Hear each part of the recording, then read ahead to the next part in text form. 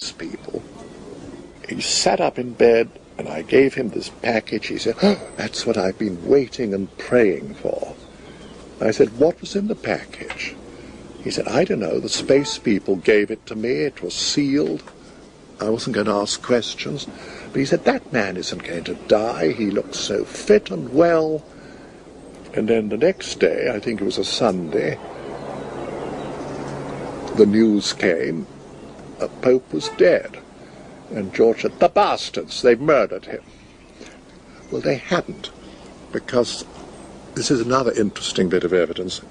Years later, the Pope's doctor told the story of Pope John's last days, how he had this form of cancer where in the last few days you have a false reprieve, and you suddenly look very young and well, and you feel marvellous, and then, boom. Well, that's when George saw him. But nobody knew that for many years. So then I said to Lou Zinstag, who was "Tell me, Lou, what really happened?" He didn't see Pope John. She said, "Well, all I know is we went to the Vatican, we went to the St. Peter's Square at George's insistence, and he suddenly pointed, said, 'That's my man.' And there was a priest with red here." I said, "Well, that's probably a bishop or Monsignor, somebody rather important." And he said they embraced like old friends, and they went off through the private entrance on the left, not the public. And I said, "Well, that's amazing. Then what?" And she said, "Well, an hour later he came out jumping up and down like a schoolboy, saying, 'Hooray, I've seen him, I've seen the Pope, I gave him the best.'" And Zeus said, "If that man was an actor, he's the best actor I've ever seen. I've never seen anyone so radiantly happy." Now, interesting thing, he was with us several days before he mentioned it. You know, if it was a load of bull, he'd have probably said, "Look what the Pope gave me, I've seen the Pope, here's a medal." You know, not at all, he kept rather quiet about it. It just sort of came out. So I thought, well, I'm going to do one more test. I was at school with Basil Hume, now Cardinal Hume, in the same dormitory, and I even put Eno's fruit salts in his pot one night, and it fizzled when he peed. Anyway, we were good friends. And I asked him, I said, "Listen, Basil, this little gold medal of Pope John the 23rd, where can you buy it? Can you?" "Oh, no, not at all." "You can't buy those. Only the Pope will give you those." I told him Adamski had got one. He said, "Well, he must have done something very special to get one of those." And you know, Papa Pacelli, Pius XII, had a contact in the Vatican gardens. He said he met two angels, well, okay, Venusians, and they told him there was a wonderful future ahead for our world. George Adamski's meetings with the Pope and the Queen of Holland were not his only encounters with the mighty ones of this earth. He visited the United Nations several times.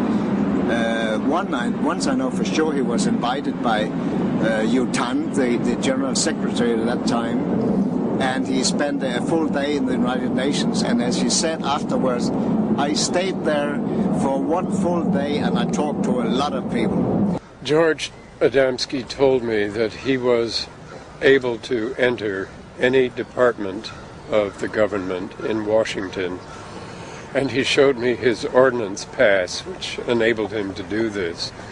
I was very familiar with this type of a pass because I had worked for the United States Ordnance Department between the graduate work at the University of Rochester in the physics department and my work at Eastman Kodak Company. George was very good at keeping a secret. It was part of his integrity to be able to do so. He did this on both sides. If he had been told by the government not to speak about a thing, he did not. If he had been told by a spaceman not to speak about a thing, he did not. It was not easy. He said it this way, "My heart is a graveyard of secrets."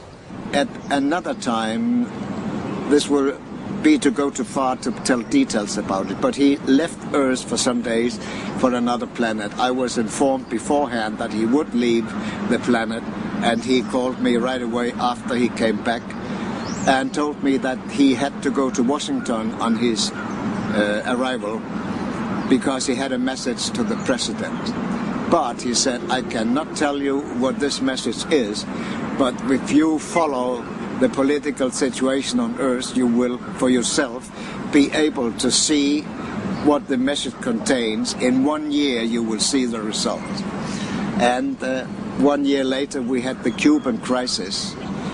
And if you put your hand on your heart and tell the truth, you will probably know and acknowledge that if President Kennedy had not solved the Cuban crisis just the way he did, we would have had the Third World War.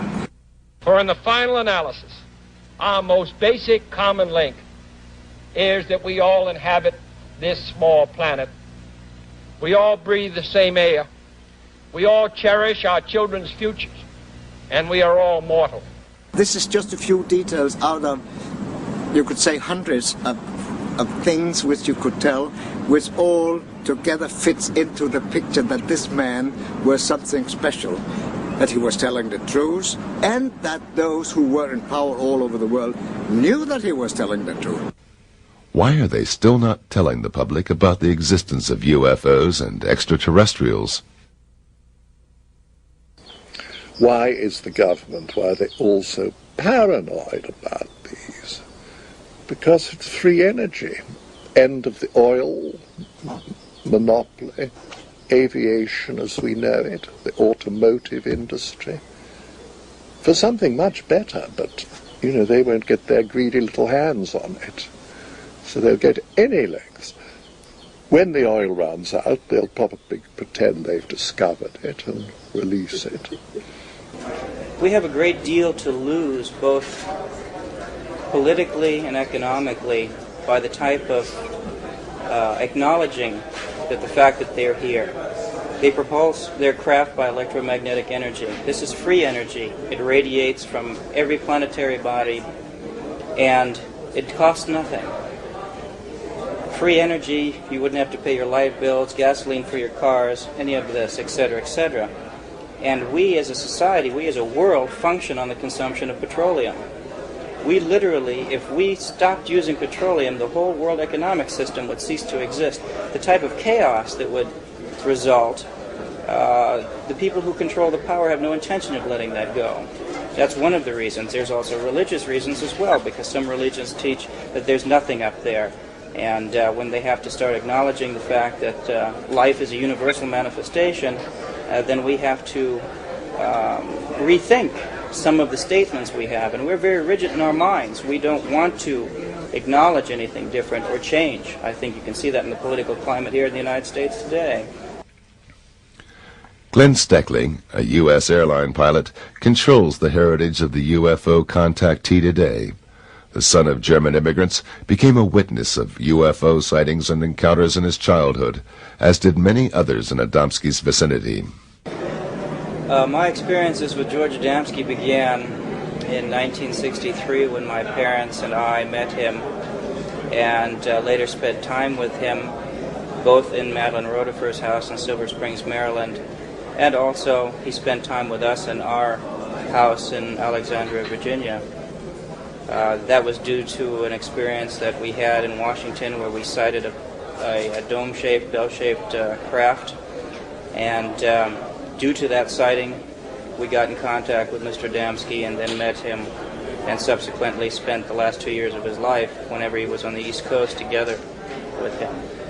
I spent a number of times with G.A. George Adamski in Madeline's house when my parents and Mrs. Rotifer would go out and arrange lecture tours and engagements in the Washington area. And so I have very vivid memories of Mr. Adamski and the sightings that we've had out at Silver Springs. Many others besides the Rotifer film, which was taken a month before his death. And the type of people he was associated with, yes. When we moved to Denver, Colorado, we contacted Mr. Adamski after having read the book Inside the Spaceship.